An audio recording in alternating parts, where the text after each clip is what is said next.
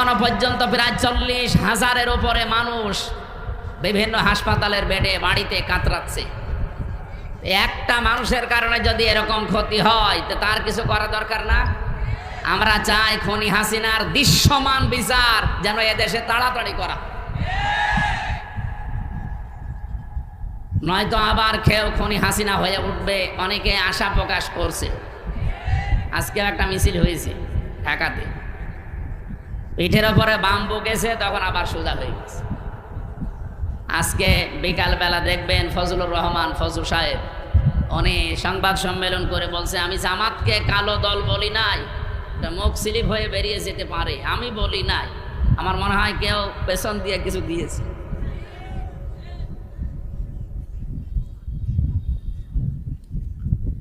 আমার ভাইরা, আমি শুধু ইঙ্গিত দিয়ে গেলাম।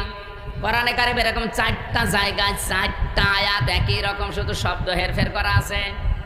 সূরা বাকারা 129 নম্বর আয়াত, সূরা বাকারা 152 নম্বর, 151 নম্বর আয়াত, সূরা আলে ইমরান 164 নম্বর আয়াত, আর সূরা জুমা 2 নম্বর আয়াত। এই 4টা জায়গায় একই কথা আছে যে নবীওয়ালা কাজ করতে হলে এইগুলো করা লাগে। যারা এদেশে করছে আপনি নির্দ্বিধায় বিশ্বাস করতে পারেন কোরআনের সাথে তাদের মিল আছে, তারাই মাত্র নবীওয়ালা কাজ করছে। আল্লিমুহুমুল কিতাব, 3 নম্বরে তারা কিতাবের শিক্ষা ব্যবস্থা চায়। এই বাংলাদেশে যতগুলো আন্দোলন হচ্ছে আল্লাহর কোরআনকে শিক্ষা ব্যবস্থায় নিয়ে যাওয়ার জন্য আপনি তাকান। এই যে 15 বছরের ভেতরে একটা বিষয় দেখবেন, আগে 5 এবং 8-এ বৃত্তি পরীক্ষা হতো, 100 মার্কের কোরআন হাদিস থাকতো, সেটা এই 15 বছরে পোড়াটা তুলে দিয়েছে, একটাও নেই। আমরা দাবি জানিয়েছি, আমরা আহ্বান জানাচ্ছি, যেহেতু আপনি 2 জন নবীর নাম নিয়ে বসে আছেন, ডক্টর মোহাম্মদ ইউনুস, কয়জন নবীর নাম? মোহাম্মদ ইউনুস, 2 নবীর নাম নিয়ে আছেন, অন্তত এই কাজটা করে যান যাওয়ার আগে, যে আমরা 1 থেকে মাস্টার্স পর্যন্ত দেশে এই কোরআনের 100 মার্কের কম্পালসারি সাবজেক্ট চাই। এই চান না এটা? সেদিন বাংলাদেশ জাতীয়তাবাদী দলের একজন সর্বোচ্চ পর্যায়ের নেতা, ওনার কাছ থেকে আহ্বান পেয়েই তিনি এসেছিলেন। তারা সবাই চাচ্ছে, এবং জাতীয়তাবাদী দলের গুরুত্বপূর্ণ কয়জন ছিল, আমি নাম নিলাম না, এই মানুষগুলো এসে সবাই তাদের মনের ভেতরে এই আশঙ্কা যে যেভাবে চলছে এইভাবে চলতে থাকলে আমাদের ছেলে মেয়েরাও শেষ বয়সে আমাদেরকে বৃদ্ধাশ্রমে রেখে আসবে। কারণ তারা আমার সাথে 3 বছর জেলে ছিল, আমি নিজে দেখেছি, পরিবর্তন হয়েছে তারা অনেকে। তারা এখন চাচ্ছে যে কোরআনে কারিম যেন অন্তত 100 মার্কের কম্পালসারি প্রত্যেকটা জায়গায় হোক। আমরা কোরআন কেন্দ্রিক হতে চাই। এর বাইরে যারা আছেন দাদাদের প্রেসক্রিপশন অনুযায়ী চলেন, ওনাদের ফোফা ছাড়া চলতে পারেন না। আপনার কপালে কিন্তু আমার মনে হয় ফজুর মতো গালিগালাজ খাওয়া লাগবে। দেখেন না আজকে কি গাল দিয়েছে, জয় ফজু বেরিয়া। একটা কথা হলো,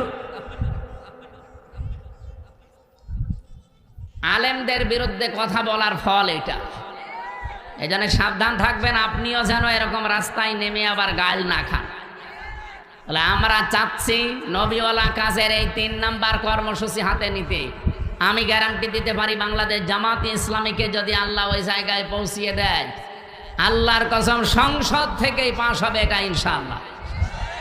কোরআনে কারিমে দেশে 92% মুসলমান আমরা, অন্য ধর্মের যারা আছে তাদের ধর্মগ্রন্থ তারা পড়বে, কোনো অসুবিধা নেই, কিন্তু 92% আমরা মুসলমান। আমরা চাই এদেশে 1 থেকে শুরু করে মাস্টার্স পর্যন্ত একটা ছেলে যখন বের হয়ে আসবে অন্তত যেন আলেম হয়ে বের হয়ে আসে। আজকে আমার কুষ্টিয়ার ডিসি পাল্টিয়ে গেছে, উনি খুলনায় গেছে, পটুয়াখালীর একজন যিনি উনি আজকে এসে জয়েন করেছে। সাক্ষাৎ করেছিলাম আগেরটার সাথে, উনি অনেকদিন ওয়েস্টি হয়েছিল, শেষ পর্যায়ে এসে কুষ্টিয়াতে দায়িত্ব পেয়ে চলে গেছে আজকে। আমি যতটুকু কথা বলে তার সাথে বুঝেছি, ভেতরে তার কোরআনে কারিমের যতটুকু আলো আল্লাহ দিয়েছে, এই জন্যে কুষ্টিয়াকে অন্তত সাদাবাজ মুক্ত করার জন্য তিনি চেষ্টা চালাচ্ছিলেন। কিন্তু কিছু মানুষের কারণে আল্লাহরে বান্দা আর পেরে দেয়নি। এখন খুলনাতে চলে গেছি। আল্লাহ যেন সফলতার সাথে, সততার সাথে এবং এখলাসের সাথে দায়িত্ব পালন করার তৌফিক দিন। আজকে কুষ্টিয়ার সবচাইতে বড় অফিস, আমি ওখানে গিয়েছিলাম দুপুরবেলা, অনেক সময় ছিলাম। উনি আমারে বলছিলেন, আমি প্রায় 16-17 বছর ওএসডি হয়েছিলাম। আল্লাহ যখন আমাকে দায়িত্বে এনেছেন, আর আমি যতদিন কুষ্টিয়ায় আছি, উনি গ্যারান্টি অন্তত আমাদের 8-9 জনের সামনে দিলেন যে যারা সততার দিক থেকে, চরিত্রের দিক থেকে 1 বছরে এগিয়ে আছে, আমি তাদের মাধ্যমে কুষ্টিয়াতে কাজ করতে চাই। তিনি নাম নেয়নি, কিন্তু আমি জেনেছি তারা হচ্ছে বাংলাদেশ জামাত ইসলাম। 1 বছর 1 মাসের ভেতরে তাদের কোন চরিত্রে খুঁত পেয়েছেন আপনি? বিড়ি খায় এমন একজন কর্মী পেয়েছেন, বাকিগুলো তো বাদই দিলাম। আর বাকি অন্যান্য যারা আছেন, এই 73টা দলের অধিকাংশ দল, আমি সবাই বলি নাই, অধিকাংশ আপনি মিলিয়ে দেখবেন, তারা যাদের আদর্শ নিয়ে রাজনীতি করে, ও আদর্শই না। তা আমাদেরকেও যারা মওদুদীর অনুসারী, মওদুদীর উম্মত পর্যন্ত বলে ডাকেন, আপনি মানুষ। আমরা মওদুদীর উম্মত মানে, মওদুদীর অনুসারী মানে, আমরা তাকে ফেকার ইমামও মানি না, তাকে আমাদের মাযহাবের ইমামও মানি না। তার হাজার হাজার দিক নির্দেশনা আছে, শুধু একটা বিষয় আমরা গ্রহণ করেছি, এই গণতান্ত্রিক পদ্ধতিতে ইসলামকে তার জায়গা মতো নিয়ে ইসলামের কাজগুলো করার এই একটা পদ্ধতি নিয়েছি।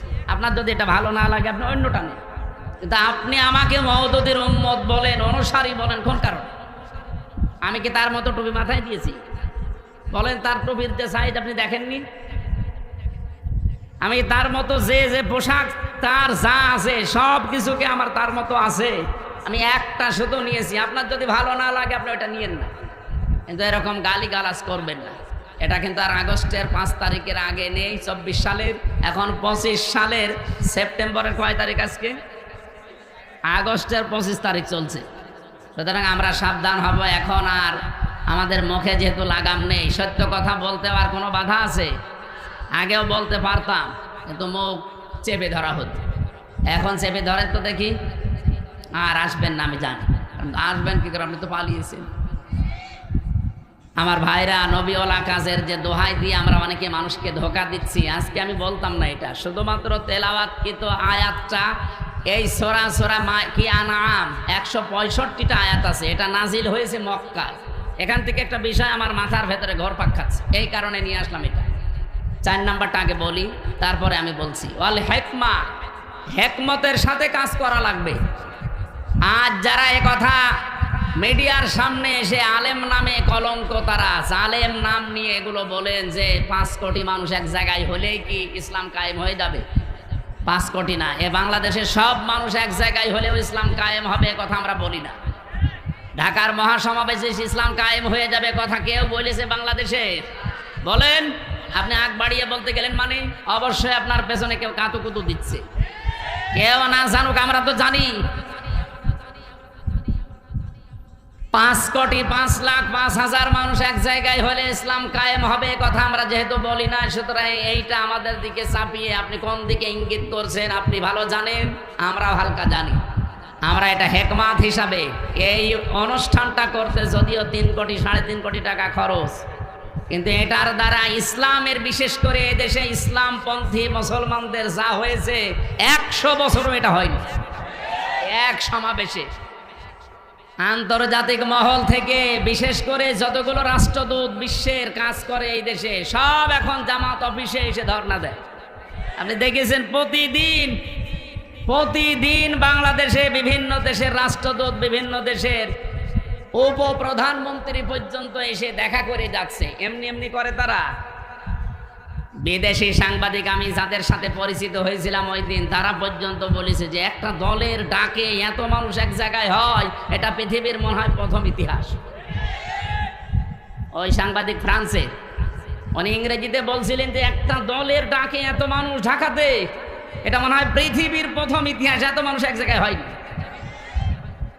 গত 2 দিন আগে ভারতের তামিলনাড়ুতে বিজয় থালাপতি নাকি যেন নাম, ওনার নামটা আমি ভালো জানি না, বিজয় থালাপতি এরকমই দেখলাম পত্রিকায়, উনি ডাক দিয়েছে 4 লাখ মানুষ এসেছে।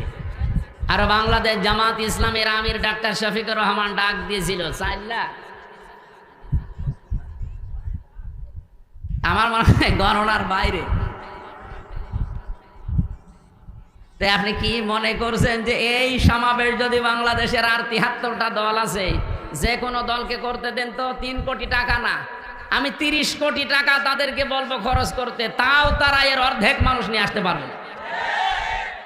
কারণ আমরা যারা এদেশে জামাত ইসলামী থেকে ওই জায়গায় গিয়েছিলাম, এটা ইবাদত মনে করে গিয়েছিলাম। এটা একটা হেকমা। আমরা হেকমার ব্যাখ্যায় অনেকগুলো বিষয় ছিল, আমি সবগুলো নিয়ে আসতে পারছি না। আমি শুধু এই মক্কা এবং মদিনায় নাজিল হওয়ার একটা প্রেক্ষাপট নিয়ে আসতে চেয়েছি। এদিকে তাকান, এ সূরা নাজিল হয়েছে মক্কায়। কোথায়? কোরআন শরীফের ভেতরে মক্কায় নাজিল হওয়া সূরা ৯২টা, আর মদিনায় নাজিল হওয়া সূরা ২২টা। অন্য আরেকটা বর্ণনা আছে ৮৬টা আর ২৮টা। আমরা প্রথমটায় ধরলাম। তাহলে এই সূরাটা মক্কায় ১৬৫টা আয়াত আছে, আমরা মাত্র একটা আয়াত পড়েছি। আমার এই মাথার ভেতরে এই আয়াত নিয়ে যত তথ্য আছে, এই ১ ঘন্টা তো এমনি বললাম, কিয়ামত পর্যন্ত আলোচনা করলো এই আয়াত শেষ হবে না। এত কথা এর ভেতরে আল্লাহ লুকিয়ে রেখেছে। আমরা হালকা টান দিয়ে কিছু বের করতে পারবো ইনশাল্লাহ, ওইগুলো আপনাদেরকে ডেলিভারি দেবো ইনশাআল্লাহ। তাহলে সূরাটা নাজিল হয়েছিল কোথায়? মক্কা। এই জন্য সূরার নাম মাক্কি সূরা। মদিনায় যতগুলো সূরা নাজিল হয়েছে সবগুলোকে বলা হয় মাদানী সূরা। তো শিক্ষা কি? আপনি দেখবেন যতগুলো সূরা মক্কায়, এই ৯২টা সূরার কোন জায়গায় ইয়া আইয়ুহাল্লাযীনা আমানু পাবেন। আপনি যারা আছে কোরআন পড়ে, শেষ পর্যন্ত পড়িছে উপর থেকে, অবশ্যই শুরু থেকে শেষ পর্যন্ত এনাদের পড়া আছে। স্টেজের সামনের কাতারে যারা, একটাও বাদ নেই, প্রত্যেকেই 1 থেকে শেষ পর্যন্ত পড়িছে। কিন্তু আপনি বলেন এই ৯২টা সূরা ইয়া আইয়ুহাল্লাযীনা আমানু নেই। ইয়া আইয়ুহাল্লাযীনা আমানু, হে যারা ঈমানের দাবি করো, এই কথা আছে শুধুমাত্র মাদানী সূরার এই ২২টা সূরা, তাও ৮৯ জায়গায় শুধু। বলেন এবার বাস্তবতা কি?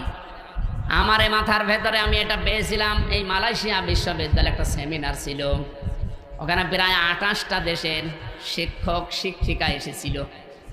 ওই সেমিনারে কথা বলতে আমারও ২ মিনিট সময় দিয়েছিল, যে তাকওয়ার ব্যাখ্যাগুলো আপনি সঠিকভাবে ২ মিনিটের ভেতরে তুলে ধরেন। এক একজনকে এক একটা দিয়েছে। তার ভেতরে ওটা ফ্রান্সের, হ্যাঁ শিক্ষক ফ্রান্সের, উনি একটা তথ্য বলছিলেন, পৃথিবীতে সবচাইতে দামি পানি, ওয়াটার কোনটা বলেন তো? হ্যাঁ, এটা তো আমিও বলেছিলাম, কিন্তু আমি বলেই ধরা খেয়েছি। আরে ভাই, ১ গ্লাস জমজমের পানি কয় টাকা? আমার কাছে আছে, আমি ৫ লিটার পানি কিনে নিয়ে আসলাম, আসার সময় ১২ টাকা নিল। ১২ টাকা মানে বাংলাদেশে মনে হয় ৩৮০ টাকা। ১ টাকায় ৩২ টাকা, তো সেই হিসাবে ৩৮০ টাকা না কত হয়, তাও ৫ লিটার। ১ গ্লাস পানির দাম খুব বেশি হলেও কত ২০-২২ টাকা হবে বাংলাদেশে। এবার বাস্তবতা বলেন, পৃথিবীতে সবচাইতে এখন দামি পানি যেটা, না অ্যাকোয়া ক্রিস্টালা, ওই যে নীতা আম্বানির বউ, নীতা আম্বানি পান করে, কি না, কি আম্বানি ওনার নাম? মুকেশ আম্বানির স্ত্রী নীতা আম্বানি। এটা স্বর্ণের কি যেন মিশিয়ে দেয় ওর ভেতরে, খুব দামি পানি। ১ লিটার পানির দাম বাংলাদেশের ৩.৫ লাখ টাকা। আমার মনে হয় মহিলার যদি ২৪ ঘন্টায় অন্তত ৩-৪ বোতল পানিও লাগে, ৩-৪ লিটার, কত টাকার পানি লাগতে পারে আপনি বলেন তো? ১০-১২ লাখ টাকার শুধু পানি খরচ হয় তার, আর বাকি যা তো বাদই দিলাম। এই পানিটা খুব দামি পানি। এই প্রশ্নের উত্তর আমি ওই দিন, আমিও আপনাদের মতো একেবারে হুসুকে বাঙালি, জমজমের পানি, জমজমের পানি। আমার হিসাব মিলিয়ে স্যার আমারে জিজ্ঞাসা করছে কোথা থেকে এসেছেন। আমি বললাম, আরবিতে বললাম, যেহেতু মেন বাংলাদেশ। উনি আরবি, ইংরেজি অনেকগুলো ভাষা আয়ত্তে আছে ওনার। আমারে বলছে যে এইভাবে লেখাপড়া করলে হবে, বিশ্ব সম্পর্কে জানা লাগবে না? তো ওই সেমিনারে একটা বিষয় আমি পেয়েছিলাম এইটা, তার ভেতরে যেহেতু জ্ঞান অর্জন করলে ওইটা আবার পৌঁছিয়ে দেওয়া লাগে। এ নির্দেশ কার? বাল্লেগো আন্নি ওয়ালাউ, একটা বাক্য যদি জানো ওটা পৌঁছিয়ে দাও। সেই হিসাবে আমি পৌঁছিয়ে দিতে চাই। সঠিকভাবে তুলে ধরবো, মানবেন তো ইনশাল্লাহ? আপনি আবার মনে করেন না যে হুজুর টেনে কথা বলছে না। এই যে কোরআন শরীফ আমার সামনে, আল্লাহর কসম আমি যা শুনেছি বুঝেছি ওইভাবেই বলছি। বলেন 92টা সূরা আল্লাহ নাযিল করলেন মক্কায়, একটা জায়গায় ওই ইয়া আইয়ুহাল্লাযীনা আমানু বললেন না। বলেন তো মক্কায় কি ওই সময় ইমানদার একটাও ছিল না? এক কথা বলেন না কেন?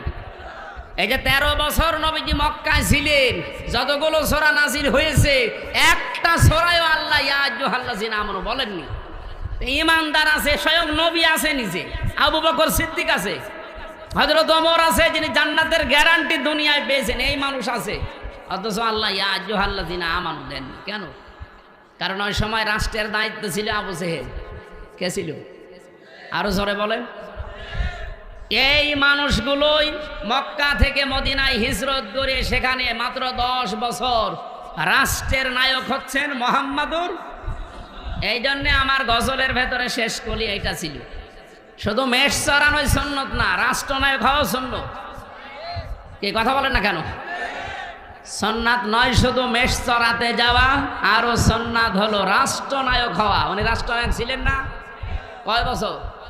10 বছর। এই 10 বছরে যে 22টা সূরা নাযিল হয়েছিল, আপনি দেখেন এই সূরাগুলো খুঁজে খুঁজে, এখানে আছে ইয়া আইয়ুহাল্লাযীনা আমানু, 89 জায়গায় আছে। স্যার আমাকে ওই দিন ডক্টর নোমান আলী খান ছিলেন আমেরিকার, উনি আমারে বলছিলেন উপস্থিত সবাইকে, আমিও তার ভেতরে শ্রোতা, এই জন্য আমি বলছি আমাকেই বলিস।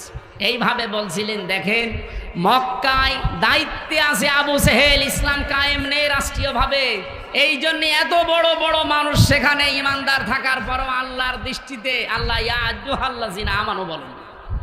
কিন্তু এই মানুষগুলোই মদিনায় যেয়ে রাষ্ট্র ক্ষমতা রাসূলুল্লাহ হাতে নিলেন, আর এখানে রাষ্ট্রীয়ভাবে কোরআনে কারিমের 500 বিধান চলতো। এ কারণে আল্লাহর দরবারে তারা যারাই ছিল ওই দেশে সব এখন যারা ইমানদার সত্য সত্য, তারা এখন পরিপূর্ণ ইমানদার। আল্লাহর দৃষ্টিতে তারা ইয়া আইয়ুহাল্লাযীনা আমানু এর পর্যায়ে। বাংলাদেশে যতদিন পর্যন্ত ইসলাম রাষ্ট্রীয়ভাবে কায়েম না হয়ে আবু জেহেল, আবু লাহাব, উতবা, সাইবার মতো মানুষেরা এদেশে দায়িত্বে থাকবে, আপনি যত বড়ই পাগড়ি মাথায় দেন আর যত বড়ই নবীওয়ালা কাজ করছি বলে নিজেকে প্রচার করেন, আল্লাহর দৃষ্টিতে আপনি 100 ভাগ ইমানদার হতে পারবেন না। 100 ভাগ ইমানদার হওয়া যায় তখন যখন এই বিধান 500 আছে শরীয়তের বিধান, কয়টা? এগুলো রাষ্ট্রীয়ভাবে চলবে। আর রাষ্ট্রীয়ভাবে চললে যে কি শান্তি পাওয়া যায়, আমি তো নিজে বিভিন্ন দেশে যাই, চোখে দেখি আসি। আপনি আফগানিস্তানে যান, মনে হবে একটা মিনি জান্নাতে আছি। আরে ভাই, খালু খেলেই ভালো থাকা যায়, আপনার নিরাপত্তা লাগবে না। আপনি আল্লাহর আইনের বিরুদ্ধে অবস্থান নিয়ে নিজেকে প্রচার করেন, ভয় পান না। এজন্য কোরআন জানিয়েছে, ওয়া কাইফা আখাফু মা আশরাকতুম ওয়ালা তাখাফুনা আন্নাকুম আশরাকতুম বিল্লাহ মা লাম ইউনাজ্জিল বিহি আলাইকুম সুলতানা ওয়া কাইফা আখাফু, আমি কেমন করে ভয় করব? তোমরা যাদেরকে আল্লাহর সাথে শরীক করো তাদের বিষয়ে আমি কেমন করে ভয় করব, অথচ তোমরা আল্লাহর সাথে শরীক করে ভয় করো না। আমরা আল্লাহর আইন জমিনে কায়েম করতে গিয়ে বিভিন্ন উল্টাপাল্টা নাম শুনি, গালিগালাজ শুনি, হুমকি ধামকি পাই, কেন ভয় করব? আপনি আল্লাহর আইনের বিরুদ্ধে মানুষের তৈরি করা আইন কায়েম করতে গিয়ে ভয় পান না। আর আমরা ভয় পাইব মানে আপনার পক্ষে কোনো দলিল আছে? বলেন, আপনি যার আইন দুনিয়ায় কায়েম করতে চান তার পক্ষে কোনো দলিল আছে? তার চরিত্র আছে? তো আমরা যারা আইনের কথা বলি, যারা আইন কায়েম করতে চায়, আল্লাহর কসম কোনো ভয় আমাদের অন্তরে আর নেই। কারণ আমাদের নিরাপত্তার দায়িত্ব ডক্টর ইউনূসের। কার? ফাজ্জুল ফারিকাইনি আহাক্কু বিল আমনি। আহাক্কু ইসমে তাফসীর। বলো তো, এই যে পৃথিবীতে দুইটা দল, একটা আল্লাহর আইনের পক্ষে, একটা আল্লাহর আইনের বিপক্ষে, এর ভেতরে সবচাইতে নিরাপত্তার হকদার কারা? ইন কুনতুম তা'লামুন, যদি জেনে থাকো। এই জন্য আমি 2 দিন আগে বাংলাদেশ জামাত ইসলামী কর্তৃক আয়োজিত এই যে কুষ্টিয়াতে হরিনারায়ণপুর ইউনিয়নে একটা সমাবেশ ছিল, আমাকে মেহমান করে নিয়ে যাওয়ার পরে আমি বলেছিলাম, আগামীতে বাংলাদেশে যে নির্বাচন আসতেছে, যে ভোট আসতেছে, একটা হচ্ছে ইসলামের পক্ষে, একটা শয়তানের পক্ষে। এ কথার ভেতরে ভুল আছে? কারণ আল্লাহর আইনের পক্ষে আমরা অনেকেই এখন ইসলামী দল যারা সব এখন ভোটের বাক্স একটা দেওয়ার সিদ্ধান্ত নিয়েছি। এর বাইরে যারা আল্লাহর আইন বাদ দিয়ে অন্য আইন কায়েম করতে চান, আমি নাম নিলাম না তাদেরকে কোরআনে কারিমে শয়তানি বলা হয়েছে, নাকি আমি নিজে বানালাম? আল্লাহ রাব্বুল আলামিন বলেন, আল্লাযীনা আমানু ওয়া লাম ইয়ালবিসু ঈমানাহুম বিযুলমিন উলাইকা লাহুমুল আমনু। ভালো করে শুনবেন, আল্লাহ বলেন আমি নিরাপত্তা দেই।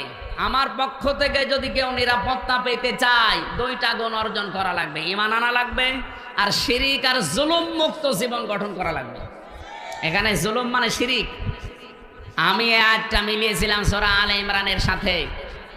অমাং দাখলাহু কানা আমিনা। যখন আমার মা আমার সাথে ছিল, বললাম যে মা, এই যে এইটা মাকামে ইব্রাহিম আলাইহিস সালামের যে পায়ের চিহ্ন এখনো আছে। উনি অনেকক্ষণ দাঁড়িয়ে দাঁড়িয়ে ঘুরছিলেন আর দেখছিলেন। তো ওখানে একটা আয়াত শোনালাম, মা নিজেও পড়ছিল, অমাং দাখলাহু কানা আমিনা, যে আল্লাহর এই আয়াতের ভেতরে, এই এরিয়ার ভেতরে যারা আসবে তারা নিরাপত্তা পেয়ে যাবে। এ কথা কার? আপনি দেখবেন প্রায় 3.5 কিলোমিটার এলাকা জুড়ে কাবা শরীফের এরিয়া। আমি 3.5 কিলোমিটার পার হওয়ার পরে রাস্তায় লেখা দেখলাম, মামনুন গয়রা মুসলিম তাদখুল, বা এরকম আরবিতে লেখা আছে যে মুসলমান বাদ দিয়ে অন্য কোনো জাতির লোক এই এলাকায় প্রবেশ করা নিষেধ। কারণ এলাকাটা আল্লাহ নিজে নিরাপত্তা দিচ্ছে। আপনার নিজের বাবার খনিও যদি সামনে পড়ে যায়, এই কাবার এরিয়ার ভেতরে আপনি কিছুই বলতে পারবেন না। কি কথা বোঝেন? এবার আমার প্রশ্ন এই নাটোরবাসীর কাছে, বলেন তো বাংলাদেশের এই 56,000 বর্গ মাইল কি কাবা শরীফ? তো এখানে নিরাপত্তা লাগবে না? আজ আমি রাস্তায় চলতে পারি না চাঁদাবাজির ভয়ে, ছিনতাইয়ের ভয়ে। গত পরশুদিন আমার ঘরের পাশে এসির তার কেটে নিচ্ছে দিনের বেলা, সিসি ক্যামেরা লাগানো আছে। আমি জমান নামাজ পড়তে গেছি, ওই সময় সিসি ক্যামেরায় দেখলাম 1:31 বাজে, তার মানে নামাজে দাঁড়িয়েছি অলরেডি। ওই সময় চোর কাটতেছি, একটা তার কেটে ও হয়তো নেশাখোর কয় টাকায় বিক্রি হবে, 200-300, অথচ ওটা লাগাতে 7,000 টাকা লাগবে। ও কাটতেছে, আমি 30 সেকেন্ডের ভিডিও ওসি সাহেবকে বললাম, এই যে দেখেন তো। ও তো জানে না যে ক্যামেরা লাগানো আছে, ও ধান্দায় কাটতেছে। ওসি সাহেব বলছে ঠিক আছে, আমি শনাক্ত করতে পেরেছি, দেখছি। ওলা বিকালে বলছে হুজুর ধরে ফেলেছি। বিকালে ধরা পড়ার পরে জিজ্ঞাসা করলাম কি, বলছে আচ্ছা করে পিটালাম। বলছে এর আগেও 2 বার কেটেছিলাম। তার মানে ঠিকই বলেছি, এর আগেও 2 বার কেটেছি। কি করলেন? বছরে চালান দিয়ে জেলে পাঠিয়েছি। এই যে এই লোকটা দিনের বেলায় আমার নিরাপত্তা নেই, আমার জিনিসের চুরি হয়ে যাচ্ছে। আর এই রাতে এখন এই 10:30 11টায় কুষ্টিয়া পর্যন্ত নিরাপদে বাড়ি যেতে পারবো কিনা সে গ্যারান্টি এখন আমার হাতে আছে নেই। তাহলে এই 56,000, এখান থেকে কুষ্টিয়া মাত্র 60 কিলো এই জায়গা থেকে, তাহলে 56,000 বর্গ মাইল, প্রায় 1250 কিলোমিটার এদিক ওদিকে। এত বড় বিশাল এরিয়া, কাবা শরীফের মতো নিরাপত্তা দেওয়া লাগবে না? এটা তো ডক্টর ইউনূসই পারবে নাকি? বলেন বলেন। আল্লাহ রাব্বুল আলামিন বলেন, উলাইকা লাহুমুল আমনু। এই যে উলাইকা দিয়েছে, এই বাংলাদেশের 56,000 বর্গ মাইলের দিকেই মনে হচ্ছে আল্লাহ এভাবে আঙ্গুল দিয়েছেন। এই মানুষগুলোই নিরাপত্তার হকদার, যদি তারা সত্যি ঈমান আনতে পারে নির্ভেজাল ভাবে, আর তারা ঈমানের সাথে জুলুমকে, তার মানে শিরিককে মিশ্রণ না করে। বাংলাদেশে নিরাপত্তার সাথে চলতে হলে দেশ শিরিক মুক্ত করা লাগবে। যত শিরিক পৃথিবীতে আছে 120 প্রকার পর্যন্ত আমি পড়েছি। সবচাইতে বড় শিরিক হচ্ছে আল্লাহর আইনের সাথে শিরিক করা। সুতরাং এই দেশে আমরা আল্লাহর আইনকে যারা প্রতিষ্ঠা করতে চাই, তাদের জীবন শিরিক মুক্ত। আল্লাহর আইনের বাইরে অন্য কোন আইন, যারা বাবার আইন, স্বামীর আইন, চাচার আইন, দাদার আইন, ব্রিটিশের আইন কায়েম করতে চান, আপনি শিরিক করছেন। আপনি নিরাপত্তায় থাকতে পারবেন না। আমাদের নিরাপত্তা তো মাস্ট বি আছে। আমরা মরে গেলেও শহীদ, বেঁচে থাকলেও গাজী, এরকম একটা শপথ বাক্য নিয়েই দুনিয়ায় বেঁচে আছি। বলিন্না সলাতি অনুসুকি ওয়া মাহইয়ায়া ওয়া মামাতি লিল্লাহি রাব্বিল আলামিন। নবী আপনি বলেন আমার নামাজ, আমার কোরবানি, আমার বেঁচে থাকা, আমার মরে যাওয়া সব আমি আল্লাহকে দিয়েছি। এই কথা বলেই কিন্তু এ রাস্তায় আসা লাগে। যারা শপথ বাক্য পাঠ করে রকম হতে হলে এ আয়াত পড়ায় না? যারা পড়িয়েছে আপনি জিজ্ঞাসা করেন, আমারে তো পড়িয়েছে, আমারে আমিরে জামাত জেলখানায় পড়িয়েছে, বলছে এখানে পড়িয়ে দিলাম, বাইরে যেয়ে নতুন করে ঝালাই করবা। এসে আমি আবার এই 7-8 মাস পড়াশোনা করে পরীক্ষা দিয়ে ঝালাই করে আমাদের কেন্দ্রীয় মেহমান মোবারক ভাই এসে আমারে বলছে বলো করিন না সলাতি, অথচ আয়াত সেই ছোটবেলা থেকে পড়ছি। তো ওই দিন পড়ার পর থেকে একটা আলাদা জিনিস আল্লাহ আমাকে দান করেছে, বলেন সুবহানাল্লাহ। আমার ভাইরা, আমি যে কথাটা তুলে আনতে চেয়েছিলাম, বাংলাদেশে এই 54 বছরে এখনো পর্যন্ত আল্লাহর বিধান একটাও চলছে না। সুতরাং আল্লাহর দৃষ্টিতে আমরা এখনো পরিপূর্ণ কামেল মুমিন হতে, আপনি জোর করে দাবি করলেও হবে না, এটা তো বলা লাগবে কোরআন আর হাদিসের দৃষ্টিতে। 92টা সূরাতে আল্লাহ ডাক দিলেন না, অথচ মক্কা ইমানদার ছিল, কিন্তু দায়িত্বে ছিল আবু জেহেল। কে ছিল? কিন্তু মদিনায় যাবার পরে আল্লাহর বিধান কায়েম করে দায়িত্বে ছিল রাসূলুল্লাহ। তাহলে বাংলাদেশেও রাসূলুল্লাহর খাঁটি উম্মত যারা আল্লাহর আইন চায় সৎ লোকের, এই বিধানগুলো দিয়ে 500 আইন যেদিন বাংলাদেশে কায়েম হবে, সেই দিন এই দেশের মানুষ বুক ফুলিয়ে বলতে পারবে আমি ইমানদার। তাদেরকে আল্লাহ ডাক দেবেন, ইয়া আইয়ুহাল্লাযীনা আমানু। আমার কথা মনে হয় আমি অল্প সময় হলেও বোঝাতে পেরেছি। তাহলে এই দেশে ইমানদার হয়েও যদি এখন মারা যেতে চান, পরিপূর্ণ কামেল মুমিন ইমানদার, তাহলে এই দেশে ইসলাম কায়েমের আন্দোলন করা নফল না ফরজ? আরো জোরে বলেন। সবাইকে আল্লাহ আমার এই কথা শোনার পরে নিয়ে আসবে, বিষয়টা এমন না। সূরা শুরার শেষের দিকে আছে 13 নম্বর আয়াতে আল্লাহ পাক বলেন, আনা কিমুদ্দিন ওয়ালা তাতাফাররাকু ফি, দিন কায়েম করো, এ বিষয়ে কোনো মত পার্থক্য ফতোয়াবাজি মতবিরোধ করবা না। নবী আপনি এ কথা বললেই সবাই দলে দলে আসবে তা না। কাবুর আলাল মুশরিকিনা মা তাদউহুম ইলাই, আপনি যেদিকে মানুষকে ডাকেন দিন কায়েম করার জন্য, সবচাইতে বেশি খারাপ লাগবে কথাটা শুনলে মুশরিকদের। আমি কি বানিয়ে বললাম? কাবুর আলাল মুশরিকিনা মা তাদউহুম ইলাই, নবী যেদিকে ডাকেন মানুষকে যে দিন কায়েম করা লাগবে, এটা ফরজ, সব নবী করেছে, সবাই আসবে না। মুশরিকদের কাছে সবচাইতে বেশি খারাপ লাগবে। তা আমরা দিন কায়েমের কথা বললে আপনি ট্যাগ দেন কোন কারণে? আপনি কি মুশরিক? আপনি মুশরিক না, আপনি আসতেও চান না কেন? সে কথাও আল্লাহ পরে শেষের দিকে দিয়েছে। আল্লাহু ইয়াজতাবি ইলাইহি মাইয়াশা ওয়া ইয়াহদি ইলাইহি মাইয়ুনিব, আল্লাহ যাকে ভালোবাসে পছন্দ করে শুধুমাত্র তাকেই দিন কায়েমের জন্য মনোনীত করে। ওয়া ইয়াহদি ইলাইহি মাইয়ুনিব, এবং যে মন থেকে আল্লাহর দিকে ফিরে আসতে চায়। সুতরাং বাংলাদেশে এই 18 কোটি মানুষের ভেতরে গত পরশু দিনের একটা জরিপ বলছি, এখন প্রায় 7 কোটি 20 লাখ মানুষ অন্তত ডাইরেক্ট ইনডাইরেক্ট ভাবে দিন কায়েম হোক এটা চাচ্ছে। 18 কোটির ভেতরে 7 কোটি 20 লাখ, আমি আশা করছি আর 1 বছর যেতে দেন, যদি ডবলও হয়ে যায় তাও কত কোটি হবে? 14 কোটি 40 লাখ। বাকি যারা আছে কিয়ামতের আগেও আর আপনাদের আশা স্বপ্ন পূরণ হবে না। এই জন্যই ফজর মতো, হাবিবের মতো, হারুন ভাইয়ের মতো মানুষকে লাগিয়ে দিয়েছে। এরা এই 15.5 বছরে কোনোদিন এদের মুখে রাজাকার রাজাকার শুনি নাই, আল বদর মৌলবাদী শুনি নাই। হঠাৎ করে এদেরকে লাগিয়েছে এই কারণে, কারণ আমি নিজে তাদের সাথে দেখেছি, তো তারাই গোপন কথা আমারে বলে দিয়েছে।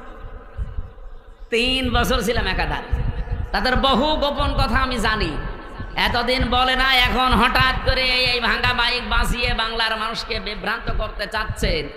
তারা ভালোভাবে জানে যে যেভাবে আসতেছে মানুষ ইসলামের দিকে, একামতের দিনের দিকে, এভাবে যদি ঝুঁকতে থাকে, আর একবার যদি 300 এমপির ভেতরে 151 জন আল্লামা সাইদি সাহেবের মতো, মাওলানা নিজামের মতো, আলিয়া হাসান মোহাম্মদ মুজাহিদের মতো মানুষ মাত্র 151 জন এবার চলে যেতে পারে, ওরা 5 বছর লাগবে না, 1 বছরে যা করেছে।